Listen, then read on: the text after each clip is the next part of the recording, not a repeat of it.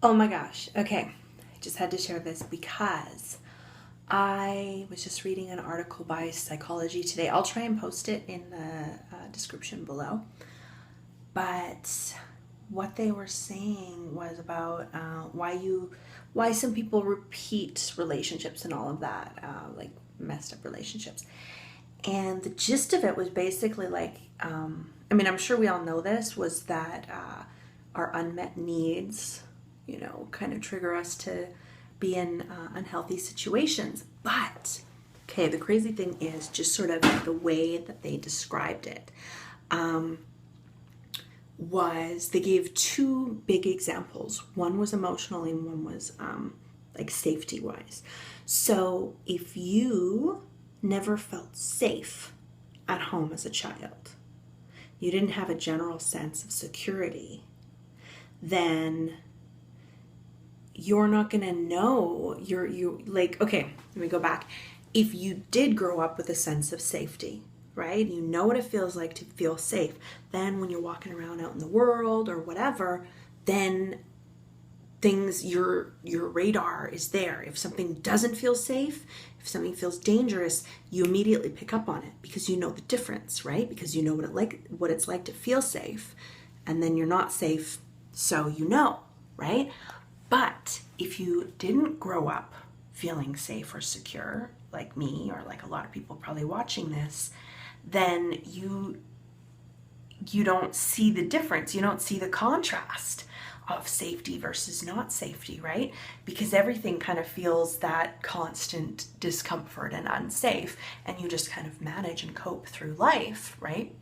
So you aren't as aware that you're walking into a potentially dangerous situation, a potentially dangerous relationship, whatever, right? So that really clicked for me. Boom, like that was so huge. And then another one, which is also kind of similar, was emotionally.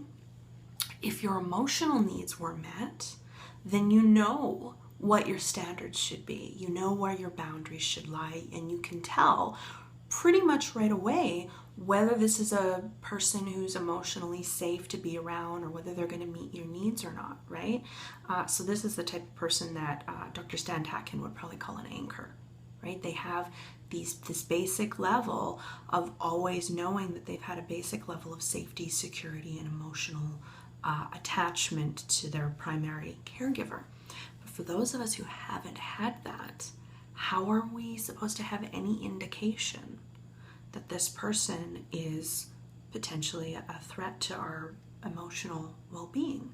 If we're used to being in an abusive environment, then some of the red flags, they go completely unnoticed, right? And so I think the main point that I got from this was, oh my God, let's forgive ourselves, okay? And when we're looking at other people who are going into these crazy bad relationships or whatever, let's drop our judgment, okay?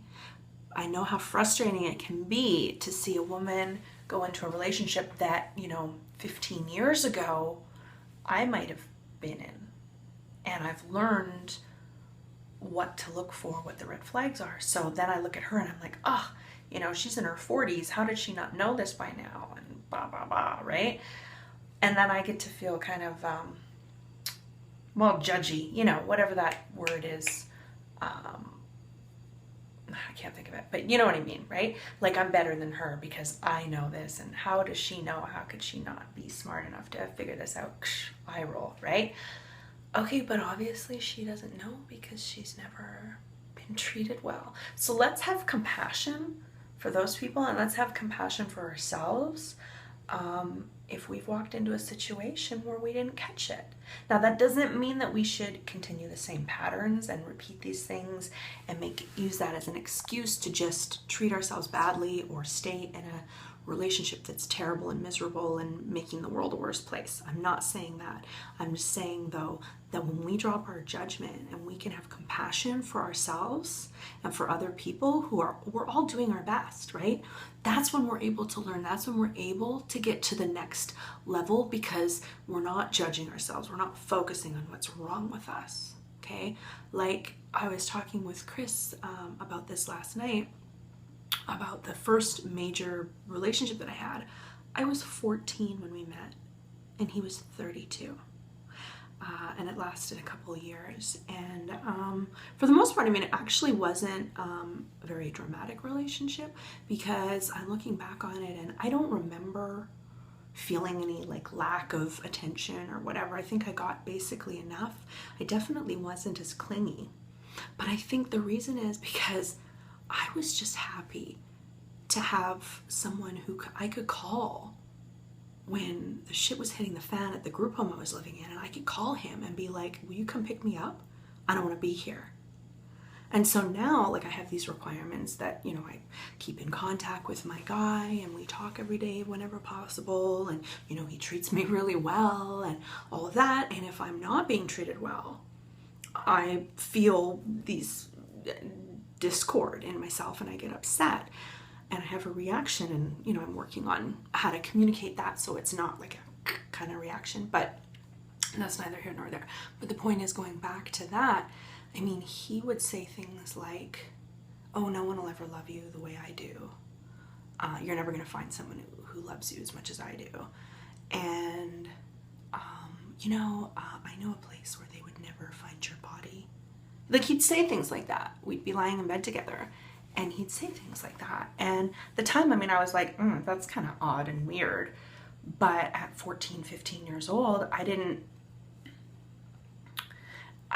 never had any reason. I don't know. I mean, I didn't feel physically threatened. Obviously, like, I would have left that situation. He never hit me or anything that I can recall. No, he just said weird things.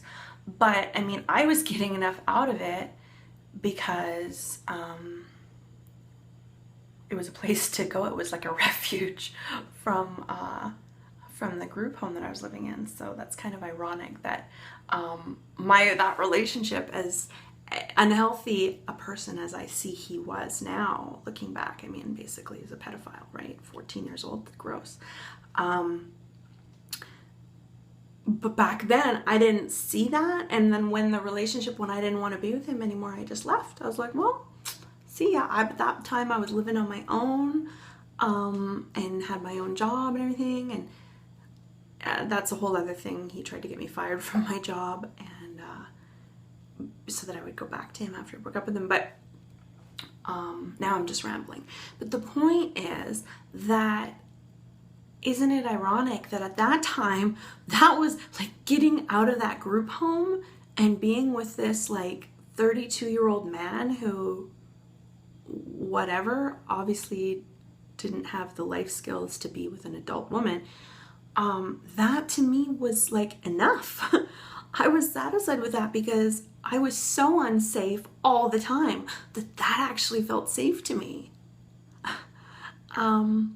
So if you have had a habit or a pattern of getting into bad relationships or not picking up on the fact that the guy's an alcoholic or whatever until later, first of all, can we take a breath and just forgive ourselves for that, and just love that little girl or boy that didn't get those needs met, that was so deprived of what they needed that they didn't even know the difference. You know what I mean? Like, just forgive yourself for that. That wasn't your fault. Now that you're an adult, now that we can recognize these things, now we can take action. But I think the first step is having compassion for ourselves. It's just not our fault that we didn't get what we needed when we were kids. Now it is our responsibility to learn those skills and to learn what's safe and what's not. But it's one step at a time. It's one day at a time. And we just do the best that we can. Okay, so I want to send you lots of love. And I'm going to post this again and put it under 100 Days of Vulnerability, even though this is my second video today. But I hope it helps you, or someone at least. Lots of love. Namaste.